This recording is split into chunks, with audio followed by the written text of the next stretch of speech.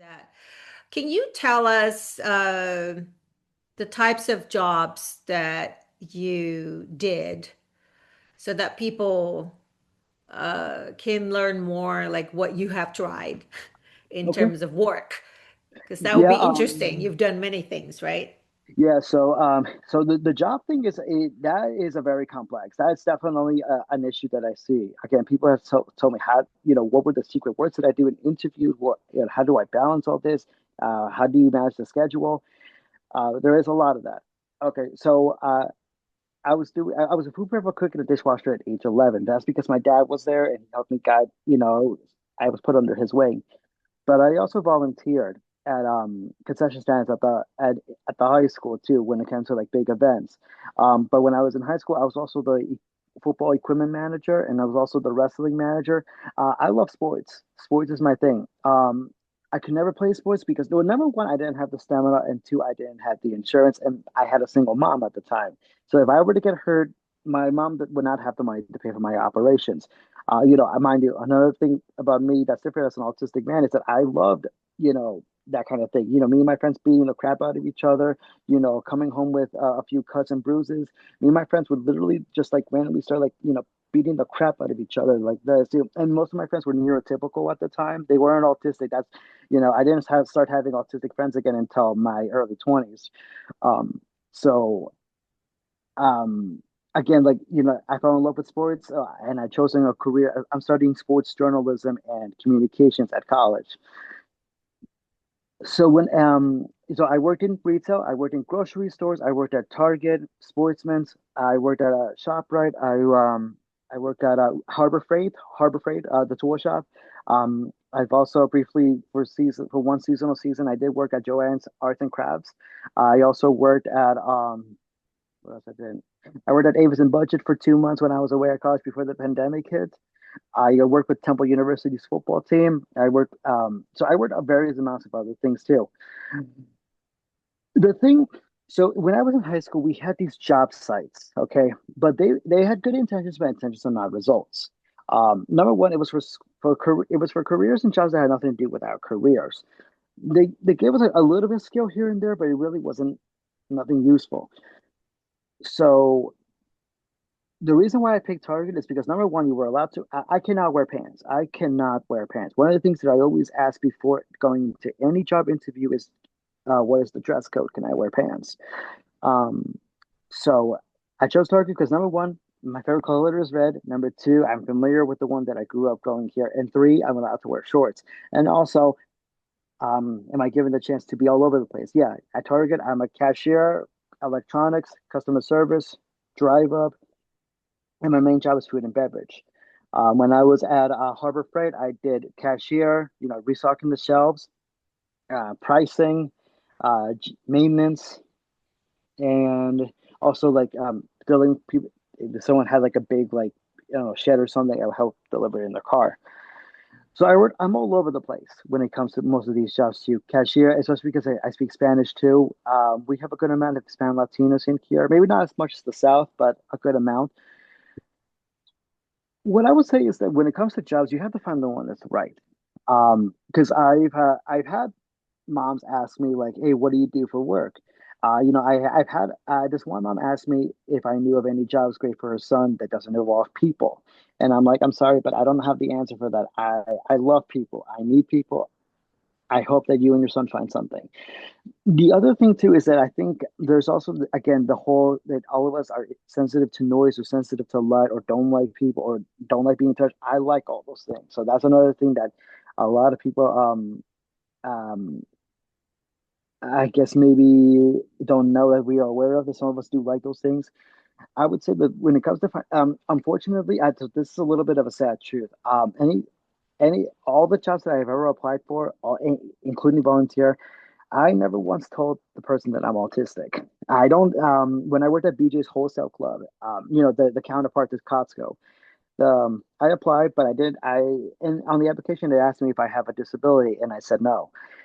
And then fast forward 2 months later, I finally told the head manager, and the head manager at the time pulled out said, "Hey, if you said that you had autism on the application, I would not have hired you." He full out told me that.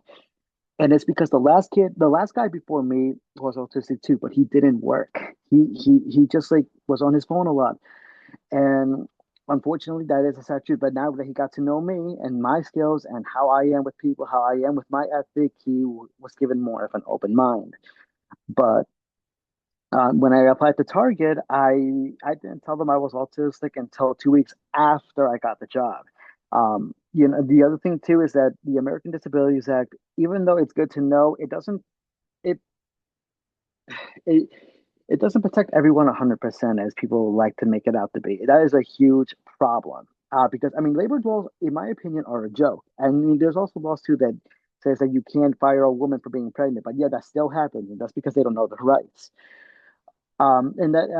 So my tactic when I do that is that when I apply for a job, I say no, I'm not autistic, but then they see how I am, and then I tell them, and then they have an open mind, and then they can't use that against me because then Yeah. with how communication, the kind of communication I have, and the kind of intelligence that I have, they're able to think, oh, this kid actually knows his rights. Okay, this kid knows, we better not discriminate him because they're gonna know that I can tell social cues. Yeah. So that's one little, unfortunately, a little sad truth. Basically, when it comes to jobs, I don't tell them that I'm autistic till after. And it's not that I'm masking, it's not that I'm lying. People will hold that against me that I'm lying on the application, but it's not illegal, and I don't have to disclose it. I do not have to disclose it until I want to. Did I lie? Yes, I did. But eventually I did tell them, and I've gotten good results from that. There's a lot of autistic people that say that they have this or that on the application, and they don't even get a call back, or let alone an interview. So when people ask me about the application, I do say that, and they do give me that face, the little, I'm like, you lied? And I'm like, yeah, I have to, because this is where we still are. This is what I mean when I said that we have more autism neurodivergent awareness, but very little to little to little. It's not exactly a whole 100% bar radar. Yeah. Yeah, yeah. Unfortunately, that is the reality for autistic people or neurodivergent people looking for jobs. You have Mhm. to um not tell the truth and prove your Mhm. value first. And if you have safe people at work, then you may be able to disclose, right? So that's just how how it works today for us. Yeah, Yeah, yeah, unfortunately. yeah.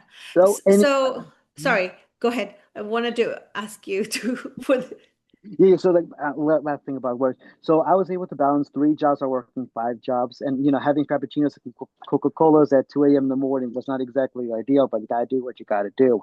The other thing too that made my job experience good is the people. The people. Okay, the corporation and the job itself may actually suck, but it's the people that have gotten me. Has gotten me there as well. I met my second dad, who's like a father to me at Target, and this is him. His name is Tom. I love him to death. Basically, it's people that were patient, people that were kind, but people that were also to hear me out when I had concerns. I mean, there was times where I got nowhere. Don't get me wrong, but most of the time I did. Um, People gave me a chance. Even after I told them that I was autistic, they still gave me that chance, and that's because privilege wise, this is how I am functionally, and not everyone gets that choice. I did bump into a few of embolism here and there. I've had customers say to me, "You're, I would be so overwhelmed," and because I'm bagging, like I know how to bag actually, and I like to have conversations with my customers, and I've had people say to me, "You're autistic? Are you sure? I mean, you don't seem autistic," and I get that all the time. People find it really hard to believe. Um, so and on top of that, you always find people like that. There was times where I did have to bring up the American disabilities, like when I worked at my one job, because there was some kind of discrimination, and I asked for an accommodation that was in compliance with the ADA at the federal level. I've gotten into arguments with managers. I've gotten into like, if you don't do this, I'm going to report you. Um, this It would have been beneficial for my IEP team in high school to bring up the American Disabilities Act on how I can protect myself. Because again, these teachers claimed how much that we are so oppressed and so victimized, but not bring that up. So I brought it up because I just simply knew, because I did my own research. But what breaks my heart is that all of these students, all these young adults are going to war without knowing their rights. And again, an IEP team is what, 6, 7, 8, 9 people about the whole year for about 2 hours, and in that whole 2 hours, you couldn't bring up the American Disabilities Act. You couldn't bring up a booklet that says, "Here, this is how you can protect your rights." Like, what is that? You're telling me that throughout the whole school year, all the conferences, all those phone calls, you couldn't bring that up? I get told that it's irrelevant that they bring up IDEA, but IDEA is just the TMO version of the American Disabilities Act.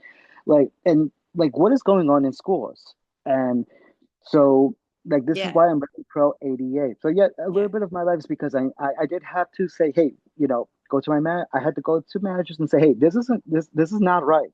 I got managers that were scared to death because I was about to report them. So basically, know your rights, know your people, see who you're comfortable with. Some things, unfortunately, you do have to keep secret until a little later. But also Yeah. like the ones to in comfort too. Like, like I'm allowed to wear shorts at all jobs. I work in the freezer, in the fridge, shorts and a sweater, and I love the cold. It doesn't bother me. um, That's great. yeah, Yeah. that does not bother me. Yeah.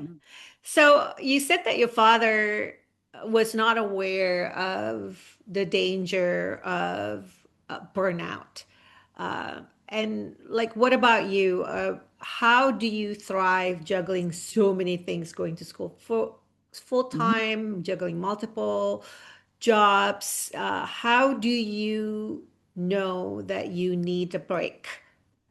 Okay, so so number one, I'm not going to talk about my father when it came to his burnouts. I feel like that I'm sort of like saying some private things about that, especially because I'm not him. So I'm not going to go there. I will say mine. So before and even during my times of yoga, I still do yoga now with my coach. My coach has Asian heritage and Latino heritage, actually. Like me, excessive eating. I would be excessive eating, or the amount of times I fall asleep on my computer chair, or the amount of times I would fall asleep in my work clothes before even having a shower. And I've worked 13, 14, 15, 16 hour shifts. I also pay for school. It's also minor over matter too, because I help my mom pay rent. I pay for school out of pocket. I don't qualify for financial aid or loans or any of that. On top of that, I'm also saving up for, like, trips. I want to travel the world. I'm saving up for a car. So it's a whole mind over matter thing. Again, on the let's go. You kind of push it. But I'm starting to notice those things in my as a 28-year-old man, because one of the things too about not being aware of burnout or not taking care of yourself is that you get very grouchy, you get very angry. The littlest thing gets you so pissed off. And on top of that, with my sensory overload, the thing about me is that I can hold my overstimulation, my sensory overloads, I can hold them. And I can hold my burnouts, okay? But eventually it builds up, and then it kind of just like pops all at once. And that's one of the things I don't like about myself. Um, so one of the things that I have to remember is that, I can't keep working 10, 11, 12 hour shifts. I can't, I kill myself at work. I always overdo it. But even me, I've gotten screwed over many times. For jobs that don't even give a rat's crap about me. I have to remind myself of that too as well. But I've went in the hospital a few times too because I overdid it. I got a heat stroke because I was running back and forth from the parking lot. I've had customers call my target and say, "Hey, this kid keeps running in the parking lot. Can you send him help?" Or, like, I had a mom actually come into the store because I was wearing shorts in, like, the freezing cold weather here. And she's like, "Hey, that kid should not be outside in shorts. Okay, it is demon freezing out there." Um, but also, there were times where would call out at work too because I worked, like 9, 10, 11 hours the day before when I was Yeah. at BJ's Wholesale Club. Basically, like, I had to hit rock bottom quite a few times in order to finally start taking care of myself. Hot showers, yoga, eating well. Because one of the things too about my burner is that excessive eating. McDonald's, Burger King, Wendy's, double cheeseburgers, extra French fries. Like, this is not healthy. And I knew it was, but it gave me satisfaction. It gave me satisfaction. It gave me that temporary relief. uh Excessively watching movies. So how do you bounce back? How do you hit a reset once you know you're recognizing the bad Hmm. habits? Yeah. So, number one, I have to remind myself that, it's just a job. I can be easily replaced. That's really hard to remind yourself because it's a consistent reminder.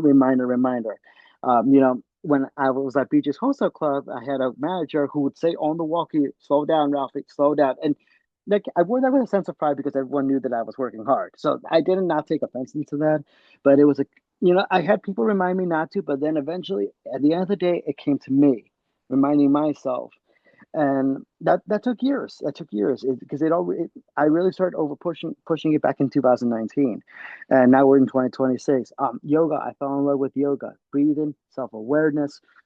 Find my inner self. This isn't healthy.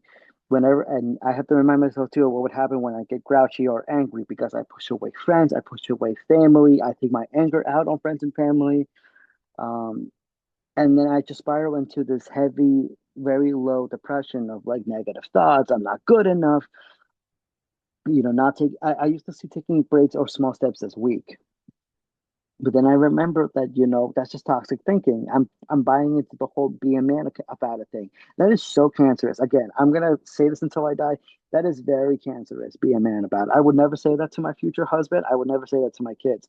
Basically, a lot of self awareness, breathing, meditation, taking a day off, actually taking my days off, taking my breaks when I need to, hot chocolate, coffee, like something light, something not excessively, binge eating. That is a big problem with me, binge eating. I think that's something, whether you're autistic or not, everyone suffers with some kind of binge eating. But also looking around and see how messy my room is. I got to remind myself, like, this is not what I want for my life. Like, and, I remember too, like, as much as I love my father, I'm slowly turning into a little bit of him because even though I'm happy to be single and not have kids. I don't want this to affect my future husband or my future kids because that's not fair to them. I want to be there for him, healthy, strong, there, not burnt out because burnout can last for years. And I'm trying to really downplaying that. Okay. And, getting up in the morning, meditating, stretching, maybe 10, 20 minutes of prayer. You know, I, it's a lot of mental work as well. Going to the gym, losing weight, stretching my neck, stretching my legs, stretching my back. It's all reminders and it's all mind over matter, but at the end of the day, it's really up to me too as well. Yeah, thank Um, you. mhm, mhm, Those are all really good tips for any, I think, autistic people working. Okay, so now we are going into the questions that you can respond in English and then in Spanish. So we're getting into our closing mhm. questions. Are you okay? Do you need water? No, I'm good. You're good. Okay. Okay. So if there is a young autistic Hispanic person seeing this video, what would you say to that person? Are you Hispanic Latino that would be watching this? Hmm. I would say at the end of the day, you have to be you. At the end of the day, you have to be you, even if some people don't like it, even if your parents might not be fans of it. You have to be you. You have to follow your dreams. You have to follow your heart, and you have to take risks. Some things cannot happen in the moment. Some things are going to take a while to get used to. Some things, you're just never going to get an answer for, and some things are better left unsaid until way later. Some things, unfortunately, you're just going to have to take a risk and see what happens. Um, some things, unfortunately, um, it's either now or never, or maybe you'll get it later, but it won't be from the opportunity you had the first time. What I would say to you as well is that you keep going and you keep fighting, that you have to do your own research sometimes. Sometimes, even if it feels like the world's against you, at least you got yourself. That's what I would say. Some things, unfortunately, you have to, play it out. Sometimes you have to write it down. Some things, unfortunately, even if others are not a big fan of it, but if you're a fan of it, go for it and see what happens. Um, not all risks are bad. Not all risks are bad, and not not all of the unknown is bad too, as well. You can't always have a map for everything, and not all pain is bad too. Believe it or not, not all pain is bad. Okay, now I'm going to say it in Spanish. Okay, so wish me luck. Si hay una hispana latino que está viendo esto que tiene el autismo que échalo ganas. Te voy a decir la cosa que yo quisiera decir, échalo ganas. y hazlo con Dios primero. La otra cosa también es que a veces hay cosas que no puedes fixear solo, hay cosas que nunca no puedes fixear. A veces hay tiempos que necesitas poner cosas en el risk, pero hazlo. Ah, a veces te vas a poner miedo, pero si quieres, hazlo miedo. Y la otra cosa también es que a veces si no hay ayuda, la única cosa que tienes es que te ayudes a tú nosotros. A veces, si tú piensas que está bien, si piensas que tú puedes hacer, hazlo, échalo ganas, um, pero hazlo con bien cuidado. That wasn't the best. I'm sorry. That's okay. That's okay. That sounds great to me. Thank That's you. Thank okay. you. Thank you. Okay. So the next question is for Latino parents Mhm. raising autistic kids, and they are very worried about their autistic family members' future. What would you say to them? Okay, I'm going to say this in English because I have a lot of strong sympathy because me and my mom went through this. I'm gonna say it in English, Spanish. English first. So to any Hispanic Latino parent watching this, especially for if you're autistic children or autistic child or neurodivergent, one of the things that I do have to say is that some things cannot be fixed. Some things cannot be have a map. Some things can unfortunately are better off unsaid until way later. Some there's gonna be times where you deliberately have to be unapologetically not care. There's gonna be times where unfortunately some not not everything's going to have an answer for you right now. There's going to be times where you might not even have an answer right now, and that's okay. One of the things that I wish that my mom did was, or even my parents did, is that when they own up to a mistake to me, because one of the things that kind of like similar to me is that because you're a parent or you make a mistake, but you're not owning up to it, and especially to me, that's basically me saying that it's not okay to make mistakes. As children, and even as a teenager, even me as an adult now, when we're able to see that, you can own up to this, you can own up to a mistake or say, I messed up, that signals to me that it's okay to make mistakes. It's okay to talk about it. Ignoring it, being passive aggressive about it, that's only going to lead you into another different world of problems, especially when it comes to spiraling. You have to let your kid be unapologetically himself. There's going to be some looks, there's going to be some talking, but at the end of the day, if your son is if your son, and I truly hope that your son or daughter is truly worth it, then you're not going to care what other people think. You have to let them be them. You have to let them take risks. You can't always be the pillar when they fall. Sometimes you have to fall to get back up. You fall 7 times, but you get up 8 times. That's what I always say. The other thing too is that if they like something, don't criticize them for it. They like art, music, gym, gymnastics, cheerleading, drawing, claying, construction work, maybe a few other things here and there. Let them try it. They want to go to a tech school, let them try it. They want to go to the university, let them try it. They want a teacher says something, or your kid says something different. You might have to choose. Is it your kid or is it the teachers? Which one is it? That was the difficult decision my mom had to make. If your teacher says another, but the kid says another, who are you going to believe? Who are you going to turn? That's another question you have to be ready for. If your kid asks you, Mom, I want to go to the university. Mom, I want to go to tech school. Mom, I want to be a construction worker, an astronaut. What is going to be your answer? Yeah, those are questions you have to think about way prior. If your kid wants to do an AP or honors class, what's going to be your answer? Those are questions you have to ask yourself. Um, all these tactics of like CD ability and disability, is that because it feels good or is it because it's actually doing something? Because feeling good, it doesn't necessarily mean that good things are happening. Remember that. So be there, listen, and just remember that some things, unfortunately, you have to take a risk. Now it's finished. Oh man, okay. Take your time. Yeah, ah, por las padres que tienen niños que tienen autismo y que tienen disabilidades, a veces que necesitas poner que tu niño hace las cosas en su propio vida. Mira, va a ser problemas, a veces va a haber problemas en la escuela, a veces van a haber problemas en el trabajo, pero no puedes estar ahí todo el tiempo. Tus niños necesitan ver cosas con sus propios ojos y sus propias manos. Um, A veces va- vas a poner que tienes miedo o estás enojado, pero eso es muy normal. Pero a veces, nomás todos los días necesitas ver que el tiempo lo más se va a hacer, vas a ver cosas con tiempo. A veces no va a poner una answer así.